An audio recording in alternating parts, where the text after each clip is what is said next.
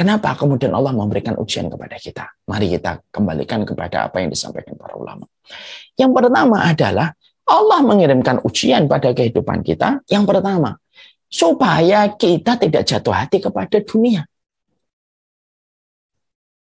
Ya? Supaya kita tidak jatuh hati kepada urusan dunia. Karena kalau dunia itu diberikan kepada kita tidak ada ujiannya, tidak ada kesedihannya, tidak ada musibahnya, maka kita akan sangat besar kemungkinan terperangkap dengan jatuh cinta kepada dunia dan terbutakan cinta kita kepada dunia. Kalau kita tidak diberikan oleh Allah ujian.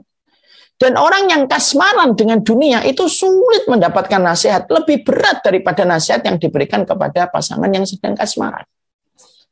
Laki-laki perempuan lagi kasmaran. Susah dikasih nasihat.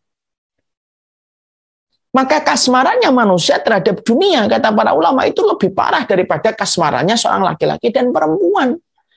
Makanya ketika Allah mengetahui, ketika nanti ada penyakit yang disebut dengan wahan, cinta kepada dunia dan takut pada kematian, lalu dia membenci kematian, karena Allah itu paham ada penyakit ini yang bisa menimpa kepada manusia, Allah kirimkan ujian, terutama orang yang beriman. Kenapa?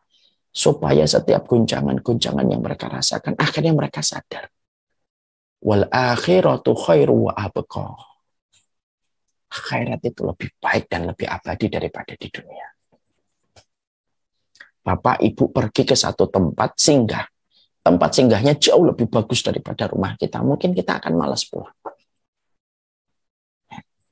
Makanya kemudian Allah jadikan perantara panggung yang bernama dunia itu tempat persinggahan. Kenapa tempat persinggahan orang yang beriman ini? Di situ ada duri, di situ ada luka, di situ ada goncangan. Kenapa panggungnya orang beriman semacam itu? Ya Ustaz, supaya kemudian disitulah kita paham.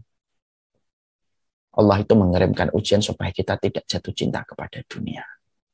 Ibarat gelas, kalau digoyang-goyang terus, yang ada di dalam gelas itu tidak akan pernah nyaman.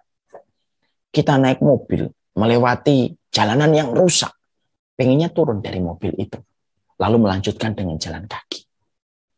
Allah itu mengirimkan kepada kita ujian, terkadang adalah supaya orang-orang yang Allah rahmati tidak jatuh cinta dan tidak kasmaran dengan urusan dunia. Kalau dunia yang diberikan kepadanya itu enak terus.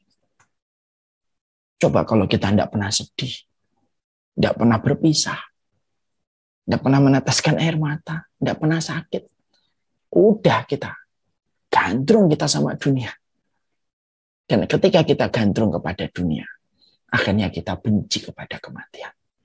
Allah kirimkan itu, ujian itu, supaya orang-orang yang Allah rahmati, dilewati dengan berbagai macam cobaan. Supaya kemudian dia tidak nyaman pada kehidupan di dunia, dan disitulah cita-cita akhiratnya tidak pernah pudar. Tidak pernah pudar dan tidak pernah hilang dalam kehidupan dan benaknya. Ya.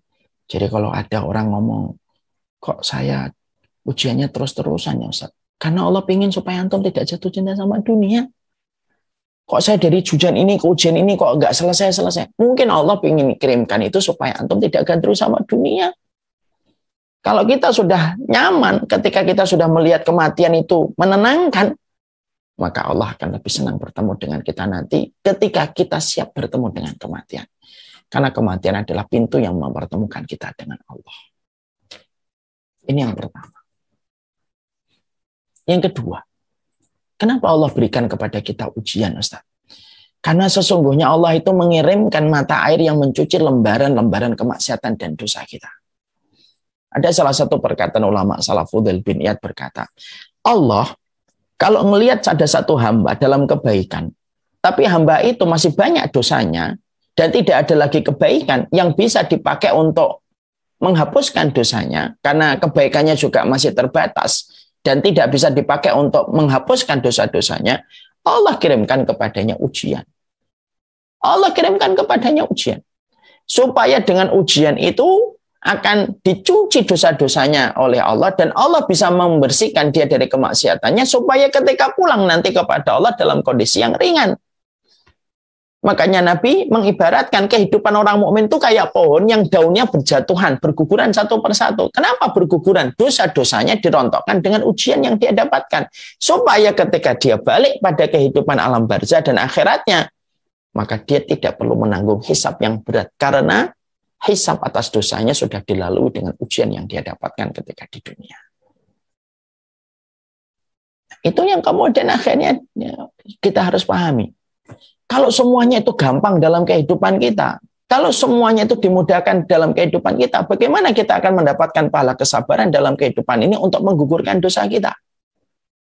Allah kirimkan ujian. Allah ingin supaya kemudian Allah menjadikan dia itu semakin digugurkan dosanya, semakin dia kemudian melewati kedukaan, ketika dia ridho dengan kedukaan itu, supaya besar kenikmatannya nanti di akhirat.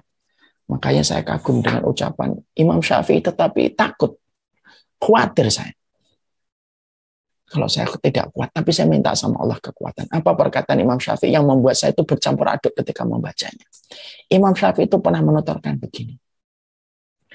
Kurangilah kesenanganmu di dunia, supaya maksimal kenikmatanmu nanti di akhirat. Itu yang dikatakan Imam Syafi'i. Jadi Allah itu kirimkan ujian semacam itu. Makanya kehidupan orang yang beriman itu terkadang tidak sesuai dengan apa yang difikirkan. Tapi orang beriman itu tidak pernah kehabisan alasan untuk bersyukur kepada Allah. Walaupun ujian mereka berat luar biasa. Tapi beratnya itulah yang akan memantaskan mereka itu kemudian mendapatkan apa yang dijanjikan oleh Allah, yaitu surga. Bukankah surga diperuntukkan bagi mereka yang bersabar? Bukankah surga itu menanti dan rindu kepada mereka yang bersabar? Bukankah surga itu memanggil mereka yang bersabar? Bukankah opening ceremony di surga pertama kali ketika menyambut orang masuk ke dalam surga itu apa? Salamun alaikum bima sabartum. Selamat ya atas kesabaran kalian. Kalau semuanya digampangkan untuk kita, malah kita bingung. Dari mana kita dapat pahala kesabaran? Ibu saya, dulu pernah saya tanya, kenapa ibu mendapatkan cobaan yang berat? Ada jawaban ibu yang membuat saya terenyuh sampai hari ini. Ibu berkata, kadang-kadang nak, tobat kita belum tentu nasuha. Sering nggak kamu lihat ada orang tobat balik lagi, balik lagi? Karena belum tentu tobat itu nasuha. Kadang-kadang istighfar kita belum tentu datang dari hati yang khusyuk. Ada banyak nggak orang yang istighfar nyebut-nyebut Allah tapi hatinya lalai, nak? Iya, Bu.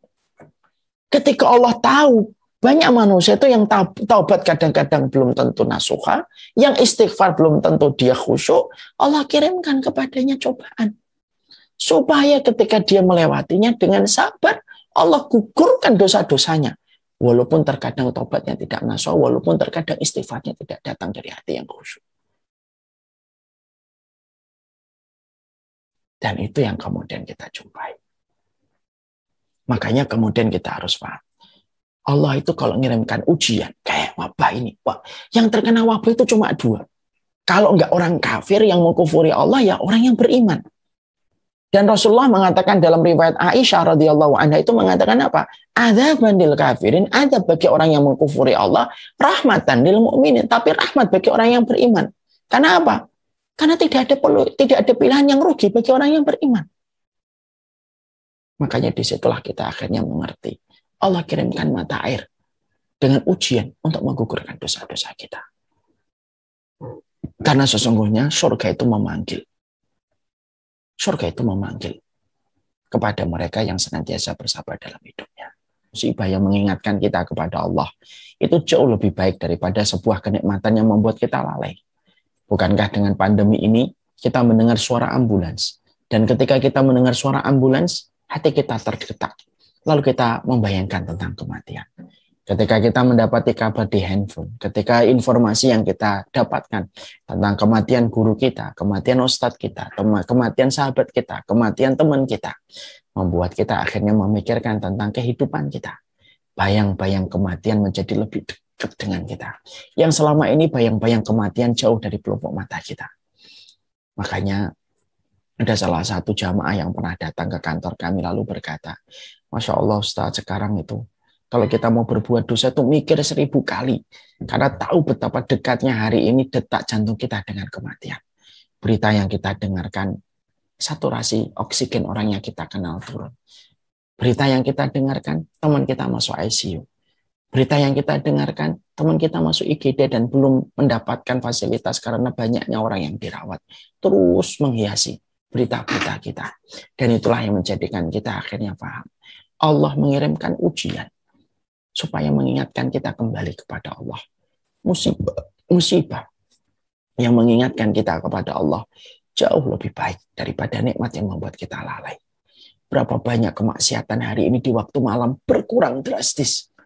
Berapa banyak perzinahan online berkurang drastis ketika orang berpikir dan khawatir ketika akan melakukan pertemuan. Di dalamnya ada kemaksiatan. Itulah di antara hikmah pandemi yang Allah kirimkan kepada kita. Walaupun kita tidak menafikan, ada konsekuensi berat yang tentunya kita hadapi di antara pandemi yang kita rasakan pada kesempatan ini. Inilah yang menjadikan kita memahami. Yang pertama, tidak mungkin kita akan bisa ditolong oleh Allah ketika kita tidak memahami kenapa Allah mengirimkan ujian dan musibah dalam kehidupan kita.